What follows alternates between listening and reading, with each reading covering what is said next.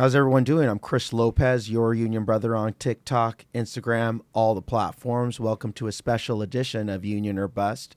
Want to introduce our guest. We have Channing Gredvig, who is a psychosocial clinician, level 2, specializing in addiction medicine. Yep, that's correct. Anyway, Channing, tell us a little about yourself. So I've been with Kaiser since 2015. I've been practicing addiction medicine therapy for probably about 25 years. I work out of the Point Loma medical office building here in San Diego. And then we've got, addiction medicine clinics throughout Southern California, but we're the only one in San Diego County. Now, you are going into your 14th week of being on strike. And I understand that you went back to negotiations on Thursday, January 9th. Is that correct? No, the January 9th one was canceled because of the fires. Okay. We went to the January 16th one, which was a couple days ago. Okay. That happened. Kaiser finally came to us and said, hey, do you want to bargain again? And so we're like, yeah, we've been waiting. We've been waiting since October 25th. And so that bargaining happened on this last Thursday, the 16th. Can you give us an update? How is the vibe in negotiations right now? I think the I don't know, the word that comes to mind, most quickly is just negative right now. Interesting. And unproductive. We find it productive that we're there and we're willing to bargain. And what, in general, what happened on Thursday was Kaiser showed up with nothing to offer. They showed up with no, negotiation, no nothing. They said essentially, what do you want to do? Like, what are you offering? So instead of coming to the table with let's negotiate, it's coming to the table with here's the contract that we already offered you. What do you want to do about it? And what are you willing to offer in order for us to get it? And they didn't budge on anything. I've been in negotiations. I've seen how sometimes negotiations work. I know Kaiser had some pressure from elected officials to get back in there, but sometimes it's just lip service. Okay, we're just going to go in there just so the public knows that we're in there. Yeah. But I understand in negotiations, a lot of it has to do with patient safety. More time to kind of prepare before you meet your patients. Can you kind of tell us what exactly you're asking for? What are the main things?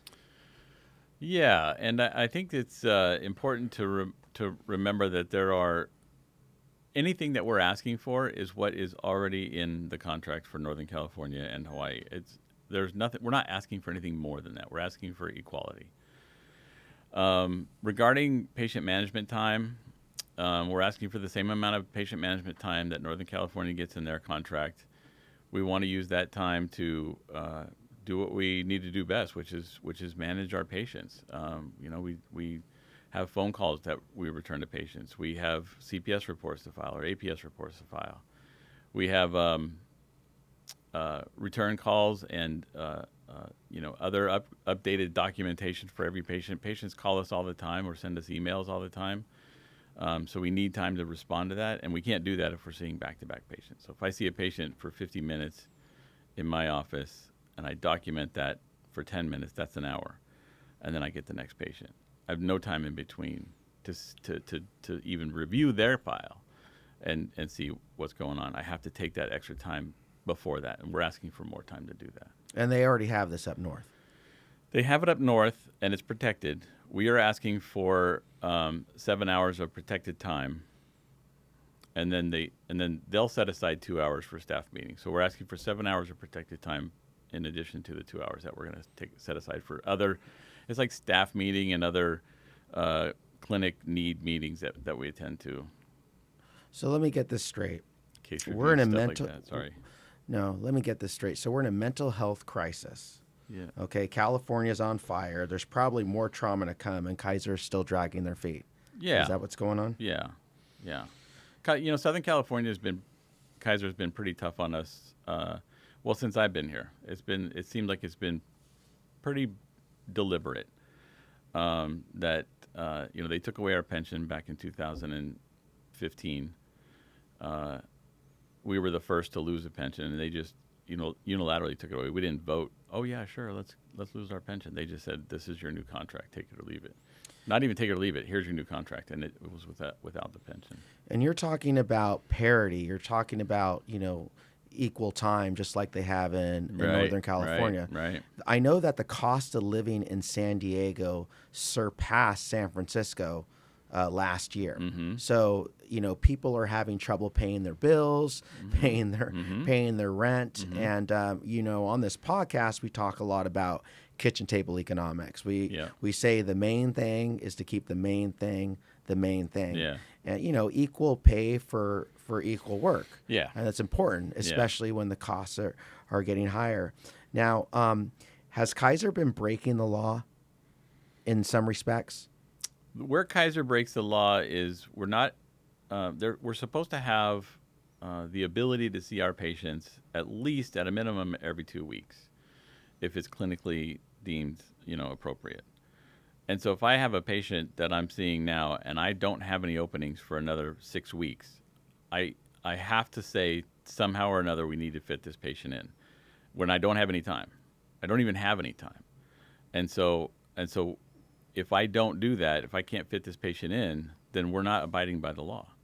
We're not able to do what the law is telling us to do as far as following up with patient care within 2 weeks. And I know you're going on your 14th week of a strike, but Kaiser's been fined by the state of California. Yeah. And all this is stemmed way before the strike was even called, because they're not following the law. Yeah. I think it was $50 million, $150 million. Tell us how that works, like the government oversight on hospitals like Kaiser. Well, and what I know about DMHC, which is Department of Managed Healthcare, I know that they're the ones in charge of oversight for Kaiser, making sure that they're following all of the managed healthcare rules. But specifically, what I know about is the mental health stuff. So addiction medicine, psychiatry.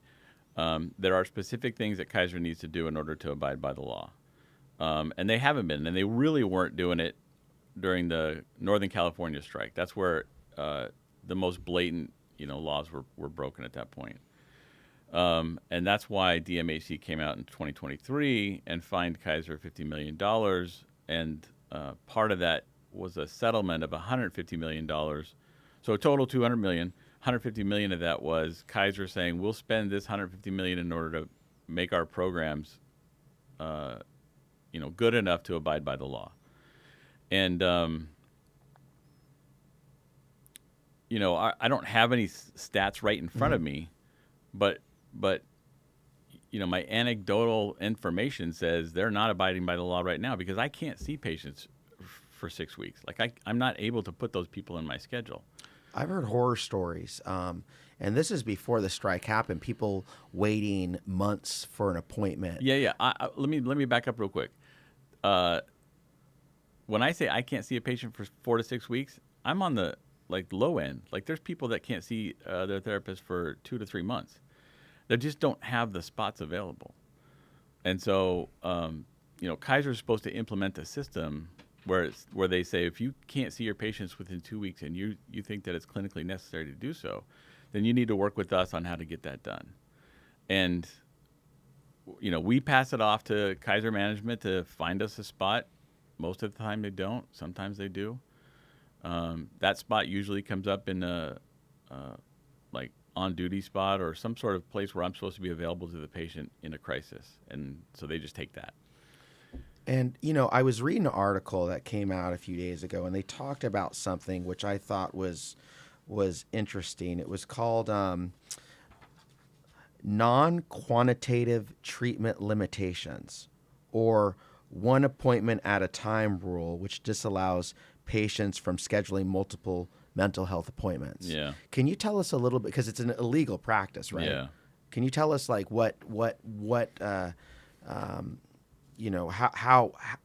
it's very difficult to get an appointment, right? Right. Okay.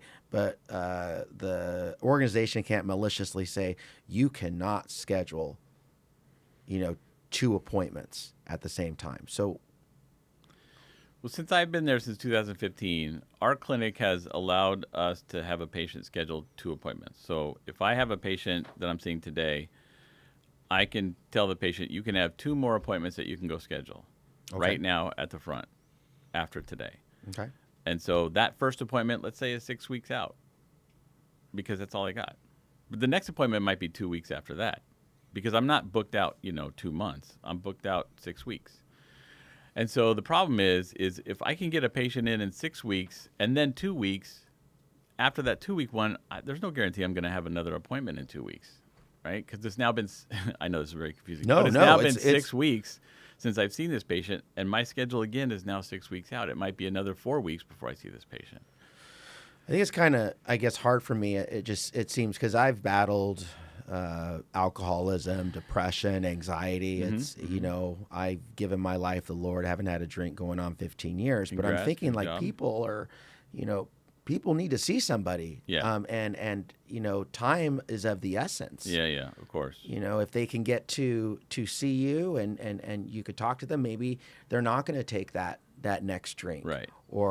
So, and right now there's 5 million enrollees or something in Southern California at Kaiser right now. And all their appointments are being interrupted right now. Yeah, and what Kaiser will tell you is that they've got enough external provider networks and scabs that they hired over the strike to cover all of the patients that need care. They'll tell that to DMHC in hopes of not getting fined. And what we've seen and heard is that patients are not getting care. So we've asked those patients to contact DMHC and let them know their story so that they can, so that DMHC can do an investigation and see if Kaiser's actually meeting, the standards. But we've already talked to patients and when we do leafleting, we see them at the front door and they say, no, I can't get the care that I need. I say, well, call DMHC, please. Let them know what's going on.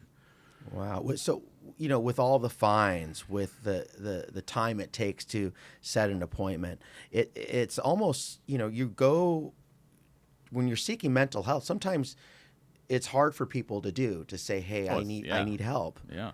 It could be like a cultural thing in this country, but I'm thinking, okay, I've worked, okay, I'm going to build up the strength. I'm going to say, because I remember telling my mom, I said, Mom, I'm an alcoholic and, I'm going to be going to AA. She's all, oh my God, I just bought you a bottle of scotch. Yeah. I said, well, give it to your boyfriend. Yeah, right. But when it's kind of, you have to humble yourself. And so you do that. And I saw a psychologist, when I was going through it. I went to AA. I worked the steps. Yep. But, so you're going after it. It's almost like, okay, it's an irony. I'm going, okay, I'm going to go to Kaiser. I'm going to set up an appointment. And then they say, oh, the next appointment's not for a couple months or what, I mean, I know you could go to the emergency room, but, it just seems that is Kaiser treating mental health as seriously as they should? Right. And so the short answer is no. But I want to take your example, as a little bit of a scenario. If I'm a patient and I'm in crisis, first of all, I'm not going to call the clinic if I'm just feeling a little sad or a little down. I'm going to wait because of the stigma, because of the humiliation or fear or whatever it is. I don't want to admit that I have a problem with alcohol or drugs. If I'm calling the clinic, the addiction medicine clinic, I'm admitting that I have a problem just right there. So in order to get there, I got to get past my own fears. I've got to get past all the attempts on my own to do this without help. So I'm not going to do this if I just had one night of binge drinking and I woke up with a hangover. I'm going to wait until I'm desperate. So now we've got a desperate patient calling for an appointment. Kaiser has been pretty solid about getting that appointment, that first appointment, within 2 weeks. So I'll give them that. It's the following appointments that we're really struggling with. So in the intake, I see a patient that has just called within 2 weeks ago. I see them and then I tell them at their deepest, darkest moment, trying to come in and get help, by the way, I can't see you for another 6 weeks. You're going to be okay. We're going to set you up with some groups. We're going to tell you to go to some AA meetings or NA meetings or some sort of outside support group. And then you're going to come back in 6 weeks and we'll talk about how you did. And that's no way to treat a patient. That's no way to treat somebody who's just overcome in that moment all of the stigma and all of the obstacles in order to get through the door. And we know that because we sit across from these patients every day and we see how the struggle is sitting there saying, I have a problem. Whether it's depression or anxiety or alcoholism or drug addiction, it's getting in the door that's the hardest part for the patient. And then they have to wait. They can't really get care. You know, here's the thing. If I see a patient and I say, well, I can't see you for another 6 weeks, but we got a group that you can go to next week. In Kaiser's eyes, that counts as an appointment. That counts as like, okay, you met the standard for the 2 weeks. Because we signed them up for a group. If they attend the group, then they're clear, right? Because we have contact with that patient within 2 weeks. Not with a therapist, but with a group. And so that's how Kaiser, one of the ways that Kaiser gets around the law.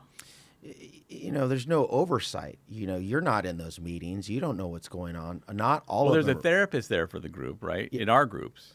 What I meant like, AA meetings. Yeah, right. There's no oversight. There's no oversight. There's no therapy.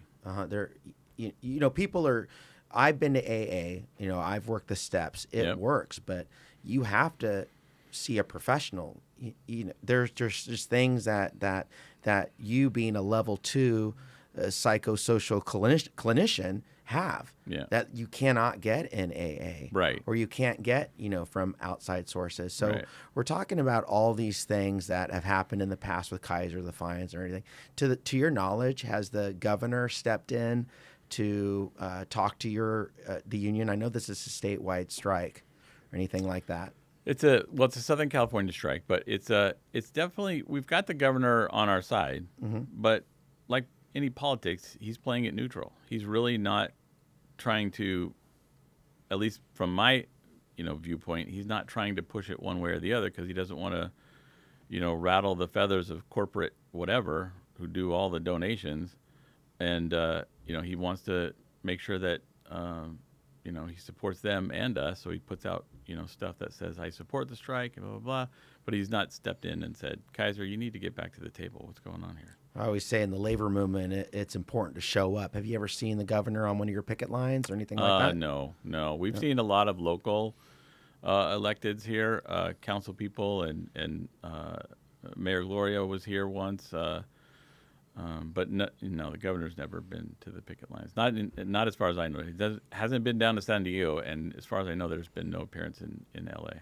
I'm thinking about the time it takes. Like you give him that, Kaiser. Okay, maybe for that first appointment you get in, but then you're saying, okay, I can't see you for 6 weeks out. It's almost like the process itself is stressful, and traumatizing for the person because they're like, hey, I'm here. I swallowed my pride. I'm not getting any support from my family, on doing this, but I'm here. I need help. Your family's buying you a bottle of whiskey or something like that, right? Well, that's the support, right? Because they don't. A lot of times, that's part of the obstacle. Is if I'm an alcoholic and I'm hanging around people that drink like I do, I'm going to tell them I'm going to go seek help, and they're going to say, well, why? What's the big deal? You just drink like I do. You're not an alcoholic. You don't drink too, whatever. So you have to get over that too.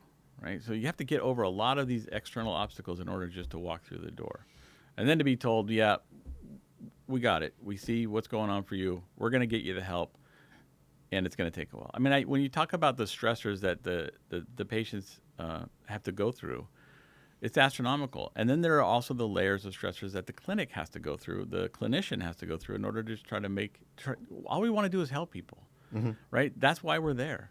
We're not there because we want to, fix some sort of corporate whatever. We just want to help people. That's all we're trying to do. And to tell them, sorry, I can't see you for another 6 weeks, but here's this and this and this, and that breaks our heart. We're trying to do the best thing that we can do for our patients, and we're in a system that doesn't put priority of patient care or mental health over corporate, profits. Essentially, exactly. The corporate profits are way more important to Kaiser because they're a corporation now. They've turned into a little side story real quick. Okay, I want to hear this. 2015, I showed up at Kaiser. It was in addiction medicine. It was warm. It was open. We collaborated on things. We had staff meetings every week where we would sit down and talk about patient care and something that's coming up and things that we could do better as a clinic. And then the first vision that I had that Kaiser was turning corporate, and I'm sure it was before I got there, but the first vision I had is when Kaiser put down this order saying, you have to get rid of all of your personal items in your office. You can't have anything personal in there. We'll give you one piece of artwork that you can put on the wall, and we'll put it up for you. But we'll give you one piece of artwork that you can pick from our list. You can put that on the wall and your diploma or your degree, and that's it. That's all you can put. No other personal stuff is allowed in the office. And the reason is they're not trying to hire me, Channing. They're trying to hire a clinician. They just want a warm body in the chair. That's mental health care to Kaiser. It's not, we want someone who has experience or someone who has, ability to see someone over and over and over again as long as they need the care.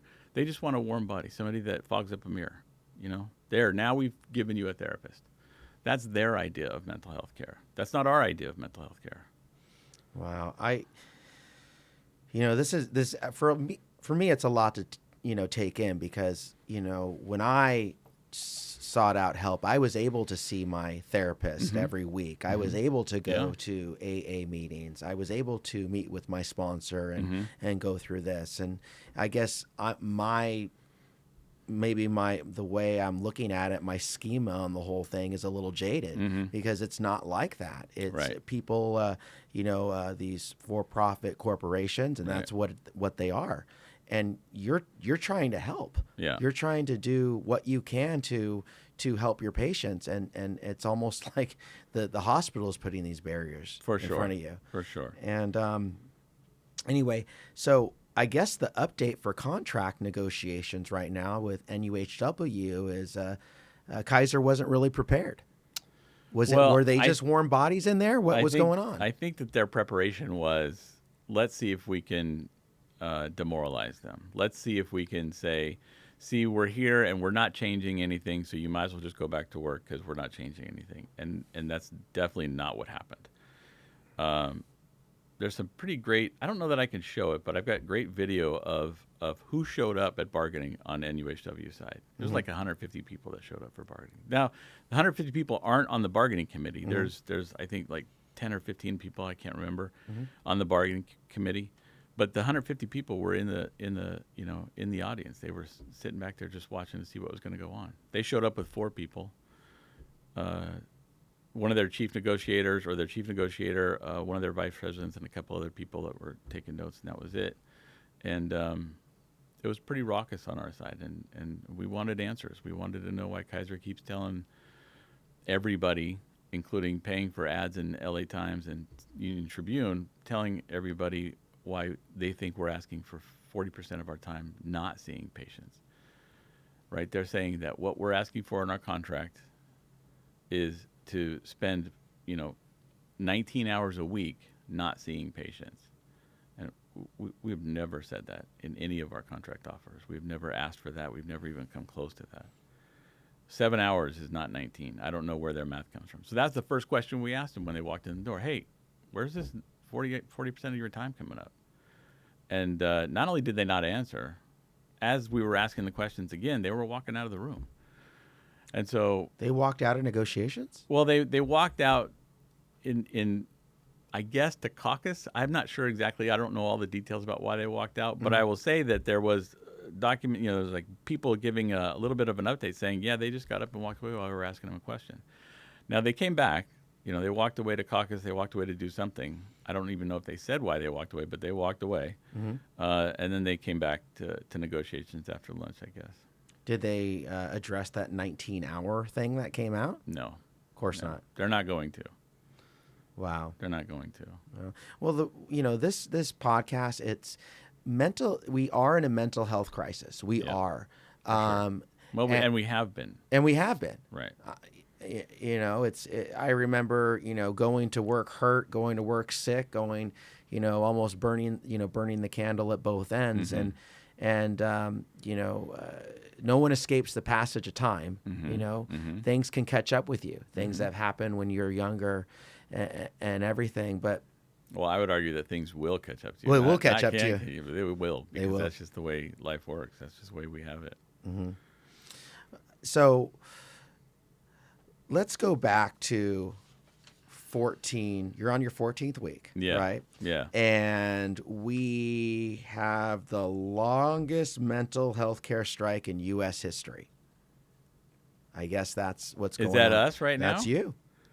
I thought Hawaii was out for 6 months. Oh, maybe California. Yeah, that maybe could be California. California. Yeah, Yeah. the largest, That makes sense. that would makes be, sense. That would be. That sounds about right. So- I can't imagine any other time where California's had a union out on strike for more than what we're doing right now. Yeah. I was on strike in 2003, 2004. We struck Vaughn's and Albertsons locked out. Albertsons, we struck Vaughn's and Albertsons locked out their employees and Ralph's locked out their employees. That back when they were all separate companies. That was 4.5 months. Yeah. Okay. Yeah, it was a long time. It's a long time. But this is essential mental health. Helping people. So, and when I say the podcast, we want to make sure that we get this narrative out there that we are in a mental health crisis. We need, because you're not seeing that on the news as much. No. They'll do a little story here and there, but when it comes to mental health, how long have you been a clinician for? A psychosocial clinician? With Kaiser since 2015. How about in general? In general, I've been an addiction medicine therapist for about 25 years. 25 years. Okay. So your first 5 years, how is your first 5 years different from maybe your last 5 years? That's a good question. I like the question, right? It's it has to do with experience. It has to do with the latest information that comes out in the literature. It has to do with the latest what's the word I'm looking for? Research. It has to do with the latest or the most effective work that I can do with somebody, because I've done it before and I see what doesn't work and what does work. And then even in that even in that evolution, I can see that, okay, this no longer works with this crowd of patients. So I've got a younger group of patients now. This old style isn't going to work anymore. So I'm going to try something new. And that's what makes a difference, is the experience. And just being able to, provide that for our patients is different than seeing somebody who's just I got another story to tell you. I want to hear them. Right. I like these stories. So Kaiser not just recently, within the last couple of years, started allowing us to hire what we call associates. So they're graduated from college or university with a master's degree, and they're in the process of getting their supervision hours for licensing. And so we have somebody on staff, a manager on staff, that does all the supervision for our associates. And then once they get their hours, they take a test to get licensed. So if I'm an MFT and I want to get licensed, I got to go to get supervised for, I don't know the thousands of hours it is. For me, I think it was 4,000. I can't remember now. 2,000? Sorry, I can't remember off the top of my head. It was years ago. But they have to get these hours, and then they go take a test to get licensed. Now, what Kaiser is doing is, first of all, they're hiring these associates because we need people. We've been shorthanded. I've been shorthanded, or the clinic has been shorthanded since I've been there. Well, they've been fined $200 million, like you just said. Yeah, we need people to be hired, and so Kaiser is allowing associates to be hired. So they hire these associates at much lower rates than what they're paying licensed people, right? Because they're not licensed. And then when they get their license, Kaiser doesn't automatically just bump up their pay. They make them wait for 6 months. So if I'm a newly licensed clinician, and I see that other licensed clinicians are making this amount of money per hour kind of thing, and I'm only making what Kaiser paid me when I first got here, I'm not going to wait 6 months to go find a job that is going to pay me more. I'm going to go look for work. So now we've lost this new clinician that just got licensed. You talk about the revolving door. Right. So now this is what Kaiser wants. They want to keep hiring associates because they cost less. And Kaiser, because they don't care about mental health care for the patient, they don't care that they're bringing in new people all the time that need supervision. We're bringing in these new people all the time that need supervision. And by the way, it's going to sound like I'm dissing on associates. I'm not. I love our associates. Our associates are hardworking. They're busting their butts just trying to get their license and things like that. But in the point of economics and corporate, thought process, the thought process is let's spend less money, so we're going to hire someone who's cheaper, and then once they get their license, instead of paying them what they deserve and earned, we're going to let them quit because we're going to wait for 6 months for them to pay them. We're asking in our new offer, our new contract, to say let's narrow that down to 3 months. And in my head, I'm thinking, why not right away? Like, why wouldn't you have a licensed clinician now. Why wouldn't you just pay this person the same rate? But the underlying idea is let's let this person go find their work somewhere else, and we'll hire another associate to take their place. Wow. We don't have to pay them then. Oh my goodness. So, and by the way, associates, I'm not trashing you guys. No. I think you guys are great. I don't want to do that. I don't think associates are bad. I just think Kaiser's willing to pay less and watch our good people who just got licensed move away. Well, I think it benefits them economically to have that revolving door. Yeah, exactly. They always say, hey, they got what Kaiser did. The state found it was illegal. Yeah. Right. Yeah. Okay. So they set out these fines. Yeah. Someone also might argue it was legal for a price. Right. So, depending on how you look at it, right? Because did they end up making more money by violating the law? Yeah. Well, settling on the $150 million in order to, build up the system to abide by the law, right? That was part of the settlement. Mm-hmm. That's way cheaper than what they're going to continue to get fined if they don't, do what they're supposed to do legally. Okay, so we're gonna end up wrapping this up, but I do wanna ask you. So, at the end of the day, it occurs to me that you're asking for parity. Yeah. You're asking for equal pay for equal work. Yeah. I mean, I know the cost of living in San Diego. No one's going to argue with that. And that's what you're asking for. And 7 hours? Yeah. Or 8 hours? Well, 7 hours plus the 2 hours. So 7 hours are protected time. What Kaiser's been doing recently is if there's, they call it net loss, if there's a percentage of net loss that's high enough, then they'll take one of my 6 hours that I have now, or 4 hours, sorry, one of my 4 hours, and they'll put a patient in there. So now it's no longer protected. And that's illegal according to the contract. And we've gone to NLRB. We've asked for a cease and desist and all that stuff, and they're not changing. They're still booking patients into our supposedly protected time. So you filed board charges against the company, and I know the hearing can take a while. Yeah. To wait. I know. And Kaiser is just kind of doing all this stuff and, breaking the law and going into negotiations, not answering questions. Is there anything you'd like to say as we come to an end on this important topic of mental health? Yeah, I think regarding, the contract that we're asking for, the same contract that our other unions are getting. Another little quick side note, I know we have to end, but another little quick side note, Kaiser in a recent ad said that they've studied the market and they pay people in different markets based on geography.